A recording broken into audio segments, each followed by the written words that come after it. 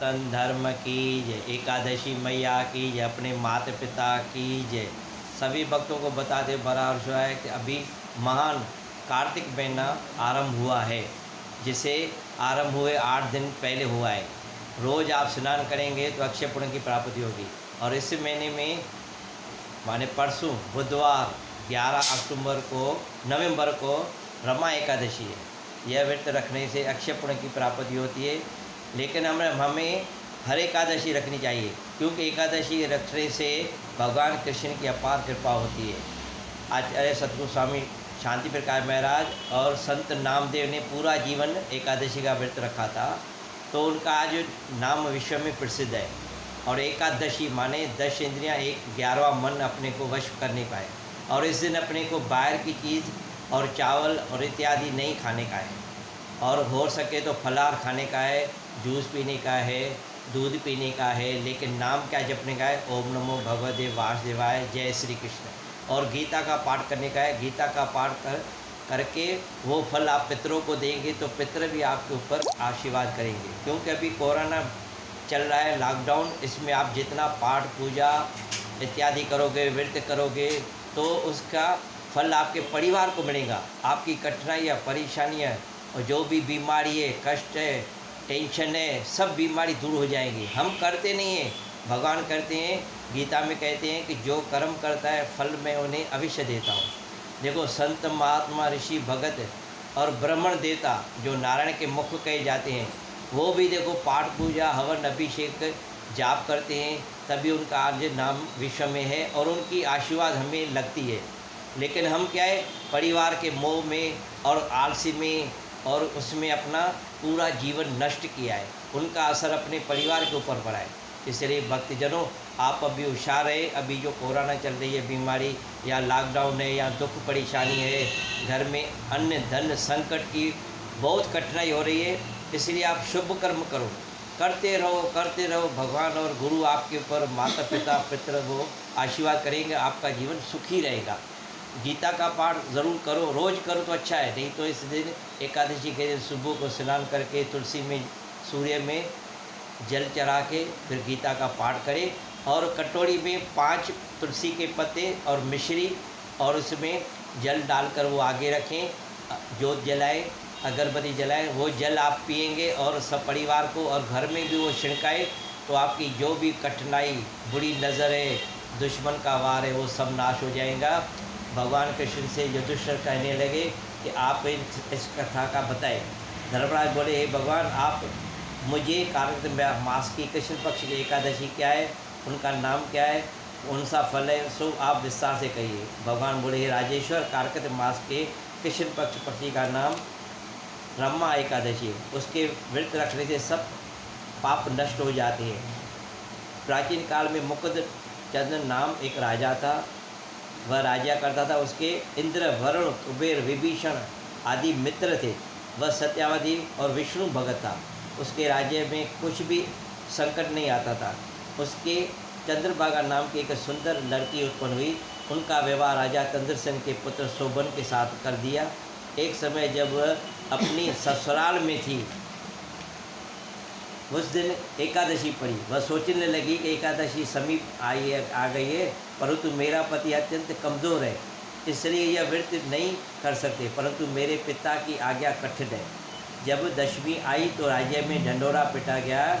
उसे सुनकर शोभन अपनी पत्नी के पास गया और पूछा, हे प्रिय, तुम मुझे कुछ उपाय बतलाइए, क्योंकि यदि मैं व्रत करूँगा तो अवश्य मर जाऊँगा। इस पर चंद्रभागा बोली, हे प्राणनाथ, मेरे पिता के राज्य में एकादशी के दिन कोई भी भोजन नहीं करता है। यहाँ तक कि हाथी, घोड़ा, ऊँट और तृण, अन्न, जल कुछ नहीं ग्रहण करते। फिर वहाँ पुरुष कैसे भोजन कर सकते हैं? यदि आप भोजन करना चाहते हैं तो कहीं दूर चले जाओ, क्योंकि यदि आप यहाँ रहोगे तो आपका व्रत अवश्य करना पड़ेगा। इस पर शोभन बोले, हे प्रिय, आपका कहना बिल्कुल ठीक है, मैं अवश्य व्रत करूँगा। मेरे भाग्य में जो लिखा है वह होकर ही रहेगा। ऐसा विचार करके उसने एकादशी के व्रत किया। वह भूख प्यास से अत्यंत पीड़ित होने लगा। अब सूर्य भगवान भी अस्त हो गए। जागरण के लिए रात्रि हुई। वह रात शोभन को दुख देने वाली थी। दूसरे दिन प्रातः से पहले ही वह संसार से चला गया। राजा के उसके मृत शरीर को दहन कराना दिया। चंद्रभागा अपने पिता की आज्ञानुसार अग्नि में दहन न हुई, क्योंकि पिता के घर ही रहना उत्तम समझा। पहले पत्नी अपने पति के साथ उस अग्नि में ही अपना देह जलाती थी और बोलती थी, मैं जहाँ पति है मैं वहाँ भी जाऊँ। लेकिन राजा ने कहा अपने पुत्री को कि आप मेरे घर में ही रहें, वो अच्छा है। रमा एकादशी के व्रत के प्रभाव से शोभन को मंदराचल पर्वत पर धन धान्य से युक्त तथा शत्रुओं से रहित एक उत्तम देवनगर प्राप्त हुआ। उसकी अटारी में रत्न स्वर्ण के खंभ लगे थे। उस स्थान पर अनेक लंबे खंभे शोभा पा रहे थे। वहाँ स्वर्ण और मणियों से सिंहासन पर सुंदर वस्त्र आभूषण से युक्त एक पुरुष बैठा था और गंधर्व अप्सराएं उनकी स्तुति कर रही थी। उस समय राजा शोभन दूसरा इंद्र प्रतीत होने लगा। एक समय मुक्तचंद्र नगर में रहने वाला एक शोभन शर्मा का ब्राह्मण तीर्थ यात्रा के लिए निकला। उसने घूमते घूमते देखा, तब उस ब्राह्मण ने उसको अपने राज्य का जमाई जानकर उसके निकट गया। राजा शोभन ब्राह्मण को देखकर आसन से उठ खड़े हुए और अपने ससुर तथा श्री चंद्रभागा की कुशलता पूछने लगे। शोभा शर्मा ब्राह्मण बोला, हे राजन, हमारे राज्य में कुशल पूर्वक है। आपकी रानी चंद्रभागा कुशल है। अब आप अपना वृत्तांत बताइए। मुझे ये बड़ा आश्चर्य है कि ऐसा विचित्र और सुंदर नगर जिसको न मैंने कभी सुना न कभी देखा, आपको किस प्रकार प्राप्त हुआ। शोभन बोला, हे ब्राह्मण, यह सब कार्तिक मास की रमा एकादशी के व्रत का प्रभाव है। इसी से मुझे यह अनुपम नगर प्राप्त हुआ, परंतु ये अग्रस्त है। इस पर ब्राह्मण बोला, है राजन, यह अवधो सो क्या है, सो दुर्ग किस प्रकार से हो सकता है, सो आप मुझे समझाइए, मैं आपके कहे अनुसार करूँगा। आप इसमें किंचित मात्र भी चूक न समझे। शोभन बोला, हे ब्राह्मण, मैंने श्रद्धापूर्वक व्यक्त किया था, उसके प्रभाव से मुझे ये नगर प्राप्त हुआ, इसलिए मैं इसे अग्रवा मानता हूँ। यदि तुम इस वृत्तांत को और राजा मुक्तचंद की पुत्री चंद्रभागा से कहेंगे तब वो उसको ध्रुव बना सकती है। ब्राह्मण ने आकर चंद्रभागा के समस्त वृत्तांत कहा। इस पर राजकन्या चंद्रभागा बोली, हे ब्राह्मण, आप यह सब वृत्तांत प्रत्येक देकर आए हो या सुपन में कह रहे हो। इस पर ब्राह्मण बोला, हे पुत्री, मैंने तेरे पति शोभन को तथा उसके नगर को प्रत्येक देख कर आया हूँ, परंतु वह नगर अगुरव है। तू कोई ऐसा उपाय कर जिससे वह ध्रुव हो जाएगा। इस पर चंद्रभागा बोली, हे महाराज, आप उस नगर में ले चलिए, मैं अपने पति को देखना चाहती हूँ। मैंने अपने वृत्ति के प्रभाव से उस नगर को ध्रुव बना लूँगी। चंद्रभागा के वचन सुनकर वह शोभा शर्मा ब्राह्मण उसको मंदराचल पर्वत पर पास वामदेव आश्रम की ओर ले चला। वामदेव उसकी कथा को सुनकर चंद्रभागा को मंत्रों से अभिषेक किया है। आप देखो, जो अपवित्र होता है या जिसके कर्म ऐसे होते हैं या जिसमें कोई भी कमी पेश आती है, तो उसको ऋषि माने संत या ब्राह्मण अपने मंत्र सुनाकर उनको शुद्ध कर देते हैं। वैसे ही इसको भी वामदेव ने उसकी कथा को चंद्रभागा का मंत्रों से अभिषेक किया। चंद्रभागा मंत्रों व व्रत के प्रभाव से दिव्य धारण करके पति के पास चली गई। शोभन ने अपनी स्त्री चंद्रभागा को देखकर प्रसन्नतापूर्वक अपने ऋषि बाएं अंग बिठाया। चंद्रभागा बोली, प्राणनाथ, आप मेरे पुण्य को सुनिए। जब मैं अपने पिता के घर 8 वर्ष की थी, 8 साल की थी, तभी से ये मैं कथा विधि पूर्वक एकादशी का व्रत करने लगी।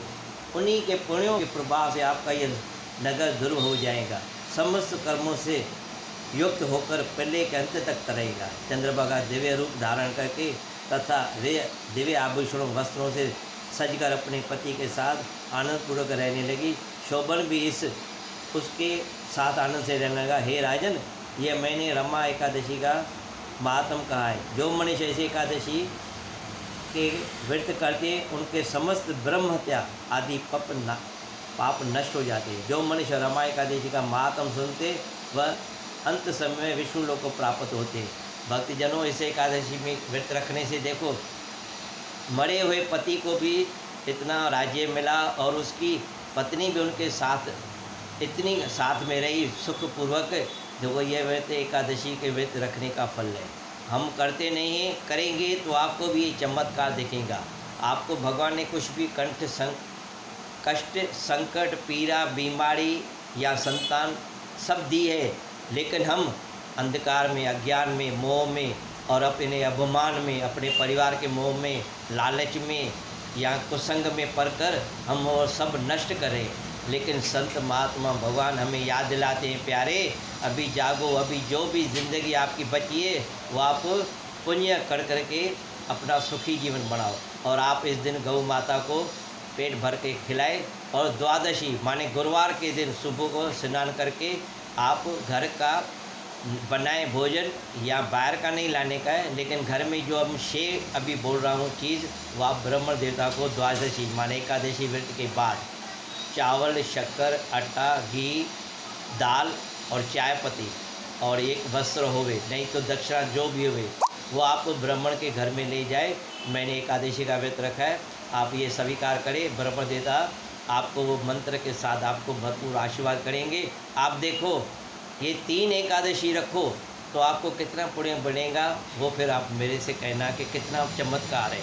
भक्ति में शक्ति है, लेकिन कोई करे, आप ऐसे बैठते हैं लेकिन आप कुछ प्रवचन सुने संतों का, महात्माओं का, ब्राह्मणों का, कुछ वेदों का, शास्त्रों का और जाप करे एकांत में बैठकर। बच्चे सोए हुए हैं घर में, लेकिन आप जाकर स्नान करके जो जला के 15 मिनट, आधा घंटा, 1 घंटा आप वो भगवान का या गुरु का जो नाम है वो आप जपें तो आपकी जो सब परेशानियां दूर हो जाएंगी। किसी को ताकत नहीं है शत्रु को कि आपके ऊपर वार करे, लेकिन हम करते नहीं हैं, इसलिए हम दुख भोग रहे हैं। लेकिन भगवान ने उपाय बताए हैं। भगवान अपने औलाद मान हम उनका परिवार है, हमें दुखी नहीं देख सकता है, दुख दिया है तो सुखी करने के लिए उपाय बताए। कृष्ण स्वरूप सदगुरु स्वामी महाराज जी और अभी भी स्वामी देव प्रकाश प्रेम प्रकाश मंडल के यहाँ सभी आश्रम में जहाँ भी संत महात्मा रहते हैं, किसका नाम ले वो सब एकादशी का व्रत रखते हैं और वो एकादशी का एक फलाहार करते हैं। उसमें आपको बीमारियां भी दूर हो जाएंगी। डॉक्टर भी बोलते हैं कि आप भोजन बदल के खिलाओ, लेकिन आप क्या करते हैं, ज़्यादा भोजन खाते हैं, बाहर का खाते हैं, बीमारी आती है, पैसा जाता है, अशांति आती है। इसके लिए आप ये एकादशी का व्रत रखें, सोमवार का व्रत रखें। अभी कार्तिक महीना है और सुबह को स्नान करें तो आपको अक्षय कुंभ प्राप्ति होगी। बोले सनातन धर्म की जय, अपने माता पिता गुरुदेव की जय, एकादशी मैया की जय।